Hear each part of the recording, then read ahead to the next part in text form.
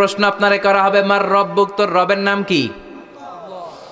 তোমার ধর্মের নাম কি? এই লোকটারে চিনো নাকি? ওনার নাম কি?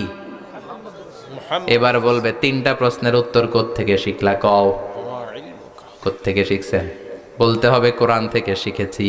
চারটার উত্তর যখন করতে পারবেন, ইফসাহু লাহু কবরুহু ৭০ যিরাআন, কবরটারে ৭০ হাত লম্বা করে দেয়া হবে। ওয়া ইফতাহু লাহু বাবুন ইলাল জান্নাহ, আপনার কবরের ভেতরে থেকে জান্নাতের দিকে একটা ঘর করে দেয়া হবে। জান্নাতের সুঘ্রাণওয়ালা সুবাতাস আপনার কবরের মধ্যে এসে ধাক্কা মারবে। এবার বলবে ফায়ুলবাসু লিবাসু আহলিল জান্নাহ, জান্নাত থেকে আনা 2টা জান্নাতি সেট পোশাক আপনারে পরিয়ে দেয়া হবে। 3টার পরে চতুর্থ প্রশ্নের উত্তরও পেরেছ, জান্নাতের পোশাক তোমারে পরিয়ে দিলাম, আর কোনো কাজ নাই, এবারের মতো খেলা শেষ, এবার ঘুমাও। কি করো? কথা বলেন, ঘুমাও।